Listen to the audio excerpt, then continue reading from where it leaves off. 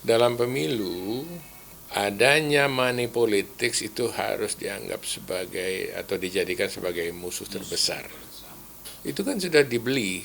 Siapa yang berkuasa sudah bukan orang itu juga, tapi uang. Uang kalau sudah dalam posisi begitu tuh, waduh, itu sudah alat kebobrokan itu.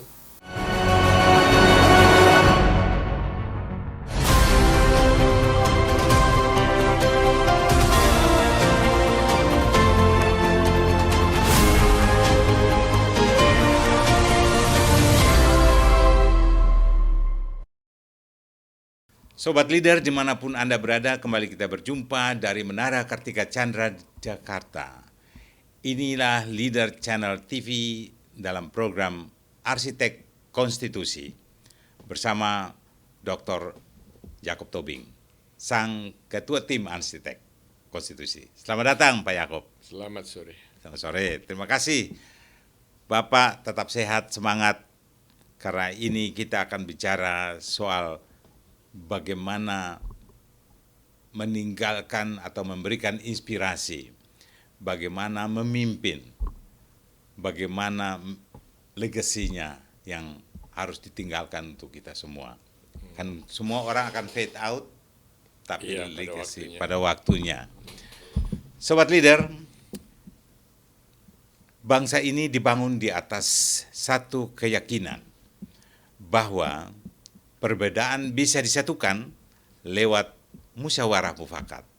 Tidak perlu ke pengadilan, berkonflik yang berkepanjangan, tapi ada filosofi yang kita bangun bersama, musyawarah mufakat. Ya. Tapi hari ini kita menyaksikan konflik politik bukan saja di Indonesia, di berbagai negara mereka tidak bisa menyelesaikan persoalan. Konflik Iran sama Amerika saja, mereka belum bisa pulang dengan ide masing-masing. Nah, kebijakan terkadang dipaksakan. Dan keputusan elit itu sering hasilnya kata bermusyawarah, hasil musyawarah. Tapi padahal publik tidak pernah benar-benar merasakan hasilnya, karena publik merasa tidak diajak bicara dalam banyak hal. Nah, apakah musyawarah mufakat, suatu pertanyaan besar, masih hidup? Atau sudah jadi mitos belaka? Sobat, bersama saya, Freddy Ndolu, Leader Channel, dan Bapak Dr. Jakob Tobing, akan berbicara seputar musyawarah mufakat dan voting di era demokrasi bebas ini. Selamat datang ya Pak ya. Selamat sore. Terima kasih, kita sudah beberapa kali bicara konstitusi ini dari berbagai perspektif, dari konstitusi, dari perspektif krisis, konstitusi, dari perspektif human right, dari perspektif militer dan sebagainya. Nah, kita akan kembali hari ini karena situasi panas di Republik ini, situasi panas di global ya. Jadi layak kalau kita bicara soal poin musyawarah mufakat ini. Hari ini hampir semua keputusan politik disebut hasil musyawarah mufakat. Ya, ya. Tapi publik sering melihat itu sebagai keputusan elit. Apakah yang sebenarnya terjadi sesungguhnya? Iya, itu memang kadang-kadang tidak sadar kita itu telah terjadi, ada kesenjangan jarak antara elit dengan publik sehari-hari, di mana media massa yang harusnya menghubungkan itu sangat dipenuhi oleh topik-topik lain yang berbeda dan menjadi juga topik yang disenangi oleh masyarakat pada umumnya. Disinilah pentingnya peranan daripada kaum intelektual juga untuk mengisi konversasi atau perbincangan itu di media massa, dan apakah itu koran, radio dan sebagainya itu dengan materi-materi yang relevan. Ya, itu kadang-kadang sibuk masing-masing dan ya kadang-kadang juga media massa ini juga kita harus mengerti juga mereka juga harus hidup ya sehingga Betul. sering harus memberi Iklan lebih duluan daripada lebih hal-hal menguasai. yang menarik sehari-hari daripada yang lebih substantif begitu. Tapi menurut Bapak apa namanya? Apakah kita masih punya musyawarah atau hanya formalitas politik saat ini? Menurut saya kualitas musyawarahnya sudah sangat berkurang. Hmm. Ya karena begitu. Tapi ini saya mengikutinya dari jauh ya dari TV lah dari mana begitu. Iya betul. Ya sangat berkurang secara substantif ya. Hmm. Jadi ini harus ada ada introspeksi lah. Ya. Tapi dalam pengalaman Pak Yakob ketika masih berada di lapangan, kapan musyawarah itu benar-benar terjadi secara jujur? Iya begini juga ya. Jadi sekarang itu kan karena kemajuan teknologi itu sedemikian rupa sehingga kadang-kadang musyawarah itu arus dari bahan yang dibicarakan itu tidak berjalan sendiri, ada yang lain yang mengikuti atau mendampingi yang kadang-kadang menyebabkan dia menjadi membelok daripada yang sebenarnya ya. Kita lihatlah perkembangan teknologi itu pengaruhnya. Hmm. Tapi dalam musyawarah mufakat itu ada ukuran nggak memusyawarah tim inti istilahnya? Ada tim inti, lalu ada tim lebih besar lagi, lebih besar, let's say tim 9 membahas satu isu besar semacam sebut saja konstitusi. Mereka ini keterwakilannya mesti jelas kan. Iya. Keterwakilannya mesti jelas, tidak boleh ada orang yang tiba-tiba kok nggak identitasnya apa nih, kok dia hanya disuruh siapa gitu, nggak bisa gitu. Ketua ya ketua, jadi sama-sama punya kapasitas, jadi validasinya tuh lebih jelas semua. Iya. Kalau enggak kan tumpang gitu. Iya betul. Jadi komunikasi masing-masing dengan sumber yang katakanlah menjadi diwakilinya gitu itu harus dibangun terus secara sehat. Tidak bisa jadi elit itu ada di ruang tersendiri yang terputus dari lingkungan yang seharusnya dia wakili. Ini sering terjadi. Musyawarah ini mencapai mufakat kalau misalnya dalam secara institusi saja, institusi sipil. Kalau ada institusi militer, kan ada bawa pesan dari Mabes misalnya. Pokoknya harus ini, gitu. Sementara sipil itu bisa agak siksa, lentur. Ini bagaimana kita bisa bermusyawarah mencapai suatu kesepakatan dalam kondisi ini? Ya, enggak boleh pokoknya gitu ya, pokoknya itu enggak boleh. Nggak boleh kan? Apakah dia sipil, apakah dia militer, tidak bisa. Kalau ada yang memaksakan kehendak itu kan sudah bukan permusyawaratan lagi. Jadi harus ada introspeksi lah. Apakah yang pokoknya ada perintah begini dia harus laksanakan begitu gitu ya. Itu tidak bisa kalau dalam permusyawaratan untuk dapat disebut ini demokrasi gitu ya bisa. Pengalaman kita pernah melakukan kita demokrasi tapi katanya musyawarah tapi sebenarnya sudah disetting sebelumnya. Iya ada. Iya kan Pak? Ada. Dan kalau perlu ada tindakan-tindakan samping yang memaksakan untuk itu tercapai. Kira-kira sampai hari ini keputusan-keputusan itu masih terjadi? Kalau menurut saya sih secara teoritis ya bisa saja terjadi. Tapi kita mesti cek ke lapangan lagi. Iya. Apakah semua keputusan itu benar-benar musyawarah atau ada kehendak yang dipaksakan gitu Pak. Nah, kalau kita tarik ke dalam pengalaman Pak Yaakob sebagai ketua yang memimpin arsitek konstitusi ini, atau yang menjahit merajut ini sehingga jadinya konstitusi 2002 ini. Kan sebagai ketua PAH 1 dulu MPR, pasti pengalaman banyak hal yang, karena saya di disertasi saya, riset saya itu yang didorong adalah sekuat mungkin mencapai musyawarah mufakat, jangan ada yang di voting. Itu riset disertasi yang saya temukan di situ. Nah, dalam perumusan amandemen konstitusi atau Undang-Undang 45 itu, bagaimana posisi musyawarah mufakat dirancang, Pak? Ya, ada satu moda ya. Jadi kita itu memang sangat menghargai satu sama yang lain. Soal usia, soal gender atau apa itu, latar belakang partai dan lain sebagainya itu tidak menjadi suatu penghalang atau menjadi faktor yang negatif terhadap terjadinya komunikasi yang intens dan sesungguhnya gitu, sejujurnya di antara sesama kita. Itu terpelihara selama bertahun-tahun.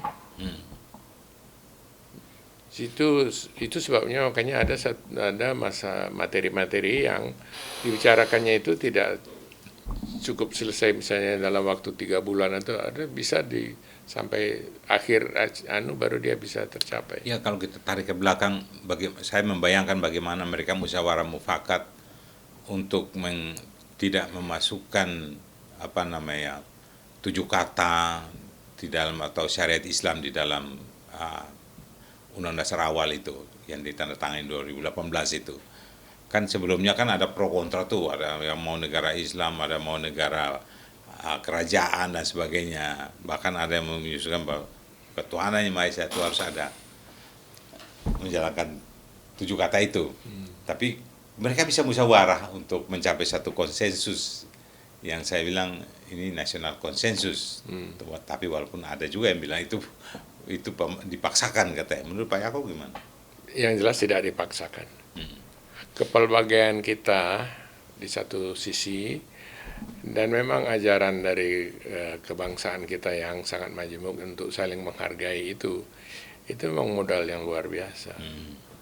Sehingga kita itu datang dengan bagaimana yang terbaik untuk semua deh gitu. Jadi tidak ada yang pokoknya maunya saya yang jadi gitu. Dan ada yang mencoba barangkali ada beberapa poin gitu, tapi sama-sama akhirnya ya menyadari sendirilah tidak bisa itu. Kan musyawarah mencapai mufakat juga demokrasi. Iya. Iya kan? Iya. Voting juga demokrasi. Iya kan? Kan voting mencapai hasil juga, tapi itu angka-angka, lebih kepada kuantitatif.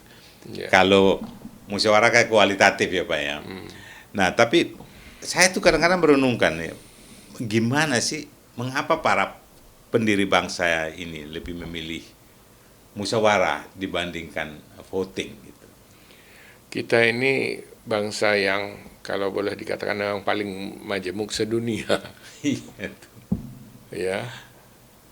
Ini adalah negara dengan penduduk beragama Islam terbesar di dunia. Tapi juga di lain pihak terdiri atas sekian, bukan hanya ratusan barangkali suku bangsa ya. Dari ujung Aceh sana sampai ke Papua itu berapa banyak itu suku bangsa dengan berbagai ragam kultur, kebiasaan dan sebagainya. Tetapi ya itulah hebatnya para pendahulu kita itu. Ini kita berikan satu semangat, kita ini bersama, kita ini Indonesia gitu. Nah, itu yang memang menjadi modal kita untuk selalu mencari titik temu itu. Tidak ada loh bangsa yang semajemuk kita ini saya katakan di dunia tidak ada. Nah, kalau kita bicara itu, kan Pak Yaakob tahu musyawarah kan itu sebuah nilai, ya kan? Apa nilai terdalam dari musyawarah? Apakah soal konsensus atau keadilan? kalau kita bicara nilai ya. Sebetulnya nilai saling menghargai. Jadi menghargai sesama. Dan di dalam itu terjadilah nilai-nilai keadilan, kebersamaan. Nilai-nilai yang merupakan modal bagi suatu eksistensi kebangsaan. Jadi itu yang juga ya sebagaimana telah ditunjukkan oleh para pendahulu kita, ya itu yang kita ikuti selama proses amandemen itu. Walaupun sebetulnya itu perkataan populer ya, amandemen itu sebagai yang terjadi bukan sekedar perubahan kata istilah, tapi justru sangat menyangkut isi ya, substansi. Jadi permusyawaratan sebetulnya.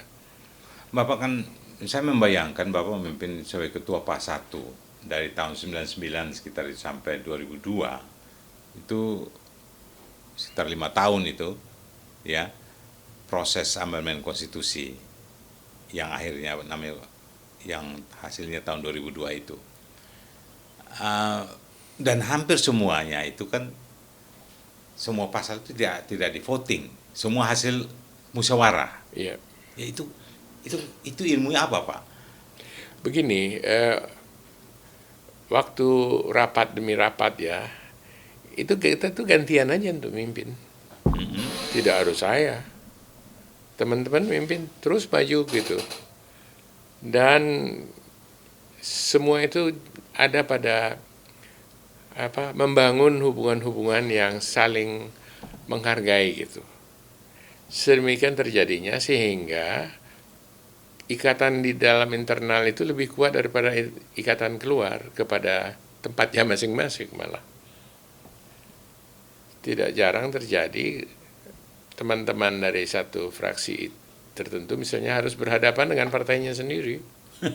Ya, itu terjadi. Seru itu ya. Dan itu dibangun menjadi suatu hubungan yang tidak sekedar otak, tapi perasaan, kebersamaan. Itu yang terbangun selama bertahun-tahun itu. People wondering, bertanya-tanya, Pak Yaakob dulu kan di Golkar. Kemudian diminta Ibu Mega bantu PDIP, setelah keluar dari Golkar, mundur dari Golkar, kan diminta Ibu Mega bantu PDIP, Pak Yaakob masuk, kemudian Bu Mega minta menyelesaikan tugas, bantu menyelesaikan untuk mimpin PAS 1, menyelesaikan amandemen konstitusi. Iya. Kata-kata pertama apa mengajak mereka ketika memimpin teman-teman di MPR ini? Kan ini persoalan besar, masalah negara nih, masalah masa depan negara. Ketegangan di mana-mana tuh, Pak. Kalau kita waktu itu wartawan yang di lapangan, wah itu kalau pembahasan tuh ada demo macam-macam. Apa kata-kata pertama Bapak kepada teman-teman Bapak di MPR waktu itu? Tidak ada kata-kata formalitas, tidak ada. Yang adalah kata-kata pertemanan. Seperti apa itu? Biasa aja ngobrol gitu. Kadang-kadang topiknya tidak ada sangkut pautnya. Karena sudah saling kenal ya. Akhirnya membangun itu tadi. Ini kerjaan kita bersama ini, gitu. Terbangun dengan sendirinya. Tetapi memang ini membutuhkan suatu kemampuan untuk saling menghargai. Dan itu terjadi. Itu tidak misalnya dibuat-buat, enggak, Pak. Jadi karena kita inilah syukurnya bangsa yang sangat beragam tapi sudah saling mulai kenal dari masa perjuangan bersama-sama dari orang tua kita dan sebagainya. Itu terwarisi juga ke dalam perasaan lingkungan ini. Jadi kalau perlu itu saling ketawa. Kalau perlu saling dileluconi itu pendapat, tapi tidak ada yang tersinggung, biasa aja. Sudah pertemanan di dalamnya. Pernah nggak Bapak dalam rapat itu pasti ada lah, semacam ada celotehan yang Celetukan yang bikin sakit hati, atau ini orang kok aneh ya kan? Tapi bagaimana meresponsnya itu? Soalnya konstitusi kan kalau tegang sedikit kan panjang, ini bisa lama ini kan?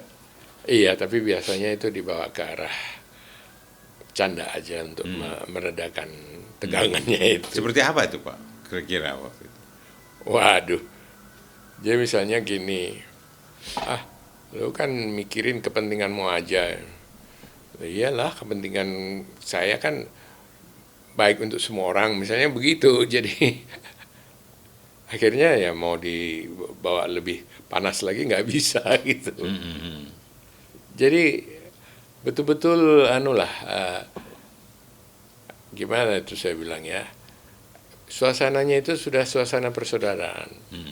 Ya bayangin aja, yang mimpin rapat itu tidak harus saya, Oh gitu ya. gantian aja. Diganti-gantiin ya. Iya, gua you dulu deh mimpin gitu, gitu aja. Tapi sudah Terjadi. ada tor yang sudah disampaikan, kita harus mencapai apa, rapat Iya, kali ini mencapai apa. artinya topik-topiknya sudah jelas. Kan saya lihat itu banyak dari fraksi itu menyampaikan kondisi partainya, kondisi lapangan, bangsa ini, Iya, macam-macam berbagai isu. memang kalau itu ditelusuri kembali, Iya. wah ya ramai. Ramai memang.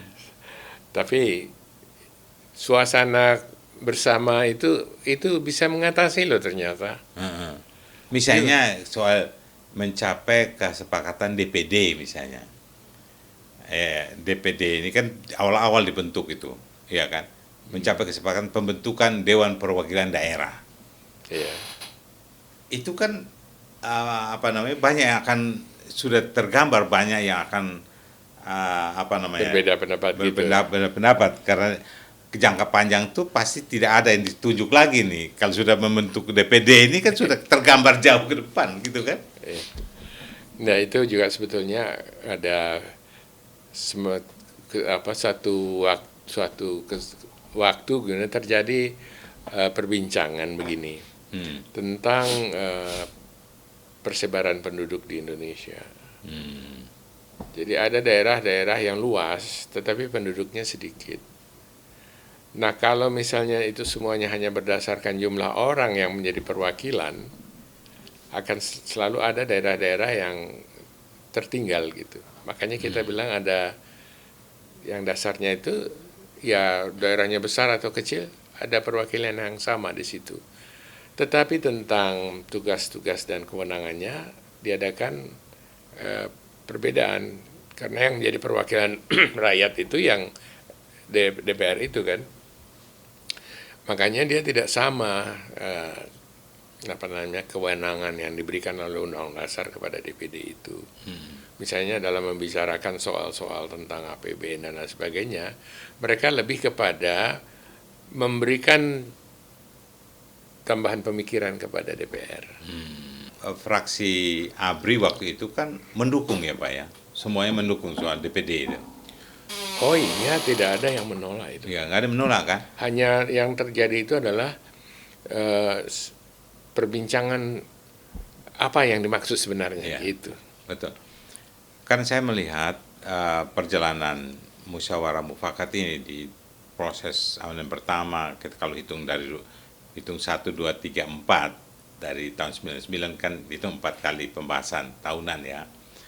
Nah itu kan di ujung itu kan kalau penghapusan utusan golongan itu kan yang di undang-undang yang dulu kan berarti selama ini tentara ditunjuk untuk duduk, udah nggak bisa lagi, semua harus dipilih, ya kan?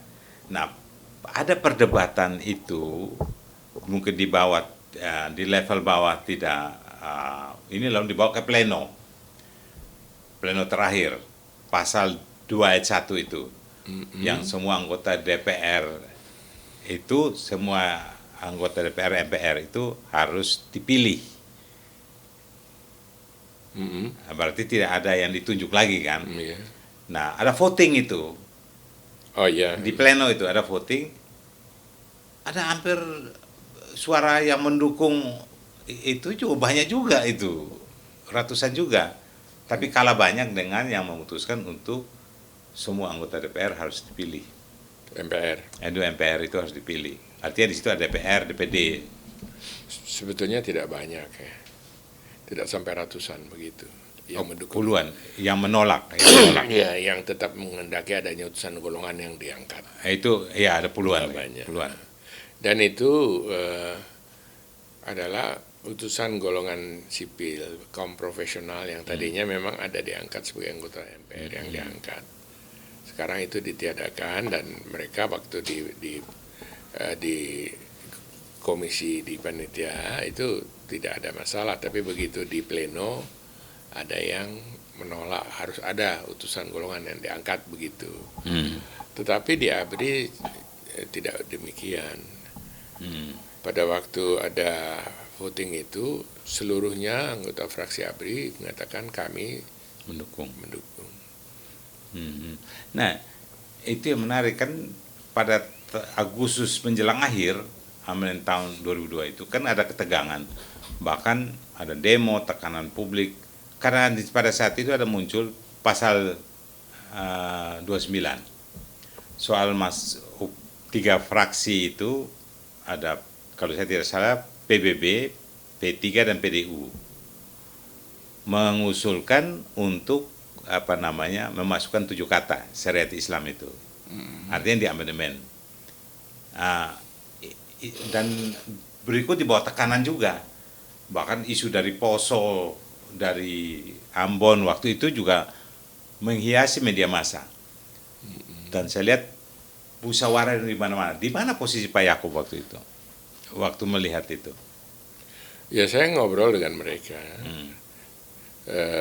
juga teman-teman lain. Jadi pimpinannya malah aktif untuk mengatakan itu nggak usah. Apakah dia dari fraksi dengan latar belakang agama atau tidak, tetap kami sepakat aja semua nggak usah lah, itu nggak usah gitu. Jadi dalam pembicaraan sehari-hari dalam hubungan pribadi pun itu kami tidak ada yang berbeda itu di pimpinan itu. Sehingga yang menjadi masalah itu hanya di luar sebetulnya. Kita tidak ada. Iya. Nah, karena ya masalah keagamaan itu sudah lebih daripada itu yang ditangkap. Artinya yang bisa diserap dengan mengatakan ini adalah negara yang berdasarkan ketuhanan bangsa dengan begitulah ya. Seterusnya itu sudah lebih dari sekedar apa yang diisi pada waktu kalau ingin memasukkan soal-soal agama itu. Itu makanya di anu sini tidak ada masalah sama sekali. Kapan sih musyawarah harus dihentikan dan voting dilakukan, Pak? Itu lebih kepada kepentingan sewaktu ya. Kalau keadaan yang dibiarkan tanpa keputusan itu membawa bahaya. Ada timeline-nya ya. Ada timeline-nya dan dilihat lingkungannya, situasinya seperti apa. Tapi tetap juga dengan satu pemikiran, nanti kita selesaikan lebih lanjut.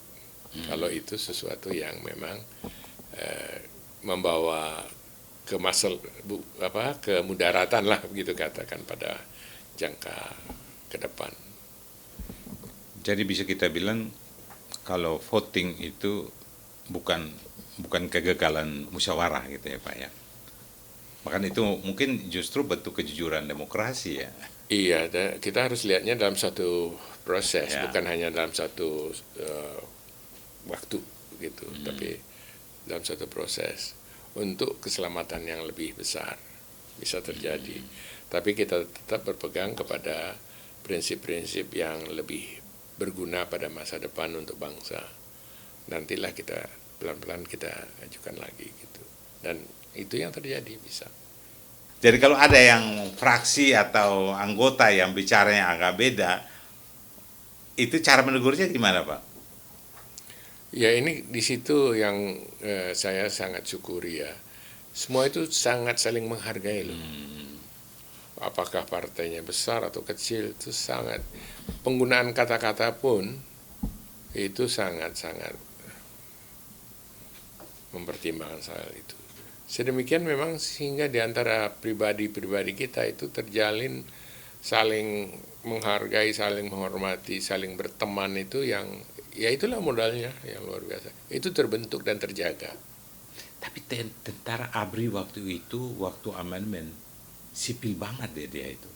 Kalau dia punya sikap yang tegas kalau mau tetap mempertahankan, keberadaan TNI di politik, pasti mereka akan fight total itu.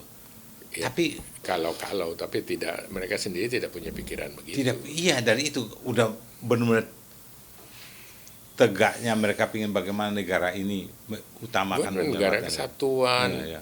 Pancasila, yang gitu-gitu yang mereka sangat jaga. Kalau itu sudah melenceng dari situ, ya mereka akan terpanggil dengan sendirinya. Dari itu. Nah, ini kan berarti praktek mufakat itu kan terkadang itu, kalau kita lihat teori elit itu kan ada semacam apa namanya, pemaksaan oleh kekuasaan mayoritas atau elit untuk suatu keputusan. Itu nggak terjadi selama proses kita. Kebersamaannya itu yang terjadi. Bagaimana supaya model semacam ini dipahami benar oleh generasi hari ini, para pengambil keputusan hari ini di Republik ini dan ke depan gitu, supaya ini menjadi, kan kita punya ciri khas sebenarnya. Ya bersama-sama lah kita memelihara itu, termasuk mereka yang ada di ranah media massa, termasuklah seperti di sini seperti ini gitu ya. Sehingga dalam pembentukan sikap keseharian itu memang suasana itu mendukung. Kalau suasananya tidak mendukung dan dikuasai oleh mereka atau pikiran-pikiran yang ingin pokoknya maunya saya aja gitu, ya memang jadi sukar, jadi berbahaya. Disitulah peranan kita semua, termasuk ini the leader. Makasih Pak. Memang sekarang saya tanya ini karena seringkali hari-hari ini saya lihat keputusan itu kan banyak sudah dilakukan oleh, tahu ada keputusan gitu kan. Lalu di luar orang kenapa begitu, kenapa begini gitu kan. Mungkin ada nggak prasyarat, tadi saya tanya juga, tapi ada kriteria jadi yang konkret supaya orang tuh merasa terwakili gitu loh Pak dalam suatu musyawarah gitu. Karena kalau kita mau benar-benar menjunjung tinggi nilai-nilai musyawarah ini kan mesti dipenuhi dulu prasyarat itu ke depan ini. Itu sesuatu tugas yang terus-menerus. Sinilah peranannya media massa, sini peranannya kaum intelektual, aktivis itu untuk membangun suasana itu, menjaga suasana itu. Sebab di lain pihak akan bukan karena mereka misalnya jahat atau apa, enggak. Ini terdorong dengan kepentingan-kepentingan yang makin lama kadang-kadang menjadi semakin sangat sempit begitu.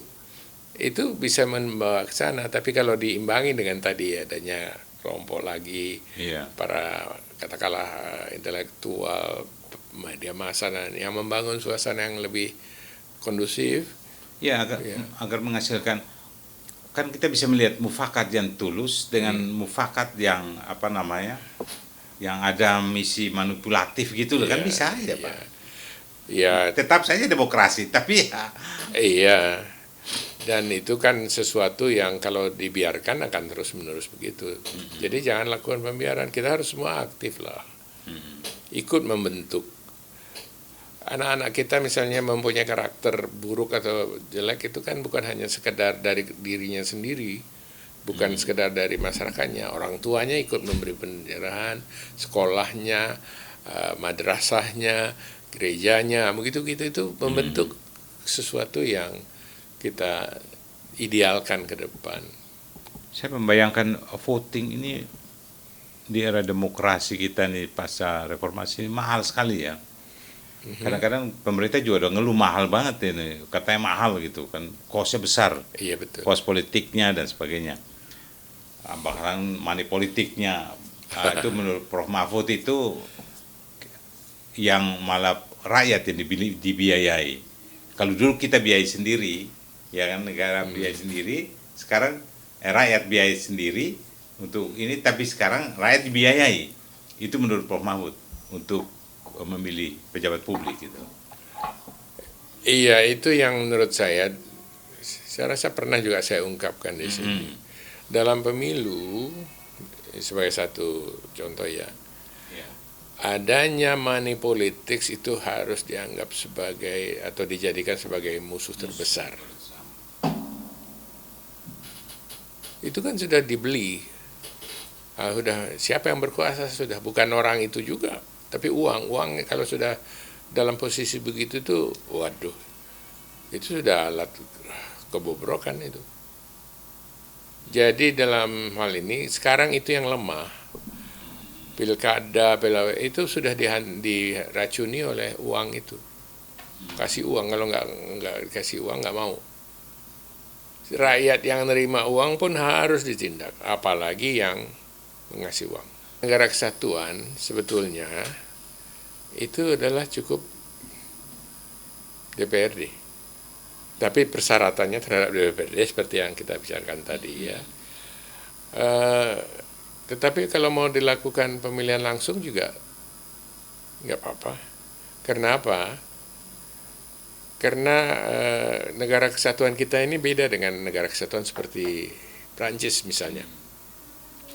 Prancis itu keanekaragaman pluralisme masyarakatnya tidak seperti kita. Kita suku bangsanya aja berapa ratus coba. Mereka kan enggak. Prancis sebagai negara kesatuan itu gubernur apa semuanya itu dari pemerintah pusat semua itu.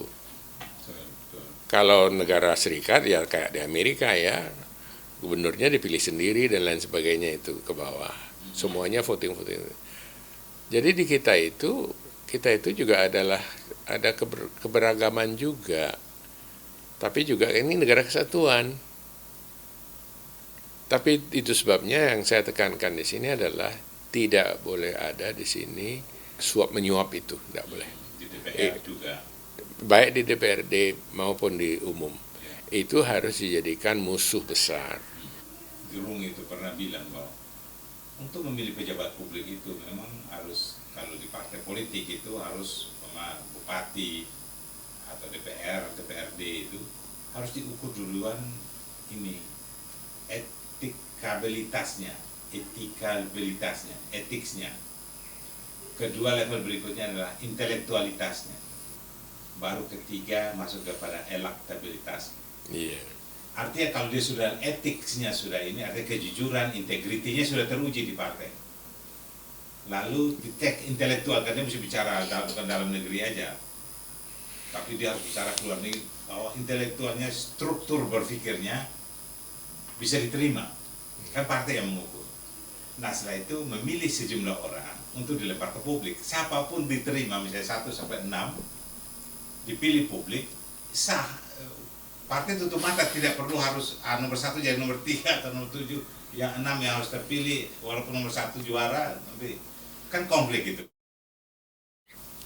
Maka saya pikir mesti kembalikan benar, partai mesti benar diberdayakan untuk menggodok calon itu sebelum dilempar ke publik. Iya, dalam hal ini semua yang dilemparkan ke publik itu sudah memenuhi persyaratan ideal.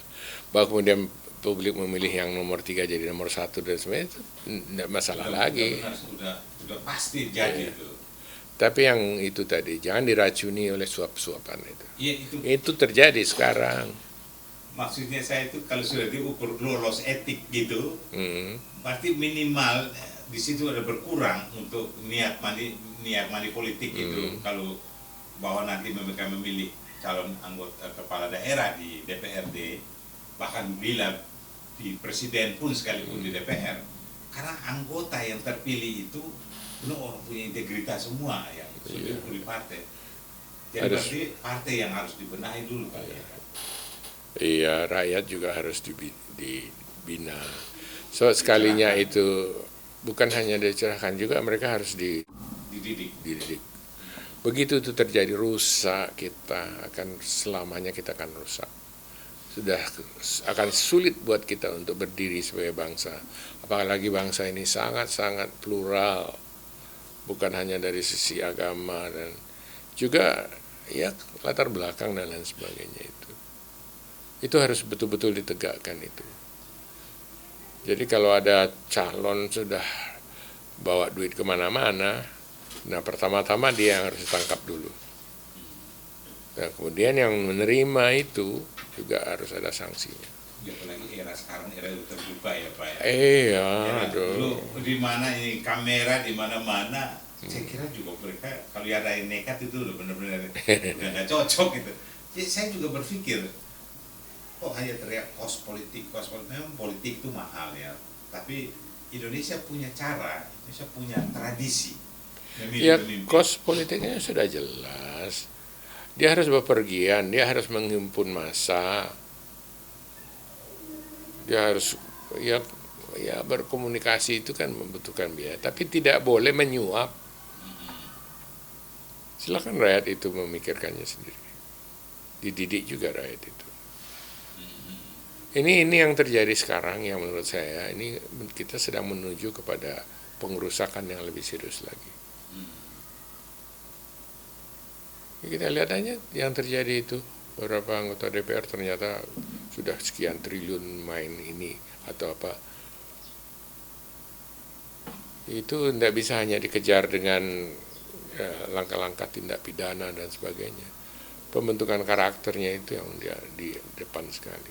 Memang kalau sudah di lapangan, sudah di tingkat pemilihan, elektabilitas pemilu itu orang sudah akal sehat. Kalau orang yang benar-benar tidak punya integritasnya tinggi, akal sehat itu nggak dipakai. Yang penting menang gitu. Iya. Yang penting menang itu. Jadi Ya sudah. Jadi yang menjadi dasar utama dari keberadaan negara yang dan bangsa yang betul-betul kuat dan kokoh justru rusak. akalnya dalam politik ini akalnya panjang sekali Pak. Akal bulus ini kan ditarik kayak katanya kayak akar celana. Jadi makin Iya. panjang makin panjang. Itu satu petanda bahwa sebetulnya kita tuh berpikirnya tuh bisa sangat kaya. Kayak Tapi ada yang ke arah negatif jadi bulus. Ini bulus. Nah kalau seandainya jika Bapak diminta merancang ulang hari ini, apakah rancang ulang konstitusi ya? Misalnya ini, apakah musyawarah masih relevan? Sangat-sangat relevan. Karena apa? Kita ini bangsa yang sangat-sangat majemuk dan tersebar begitu luas. Musyawarah lah yang memberikan jalan yang terbaik supaya kita tetap bersatu dan keberadaan kita sebagai satu bangsa yang kokoh itu terjamin. Kalau tidak kita menuju kehancuran. Tidak lama kalau ini terus begini, nggak akan lama menurut saya. Sebelum kita akhiri diskusi ini Pak, menurut Bapak apa yang salah? Salah. Apa yang salah dari cara kita berdemokrasi hari ini?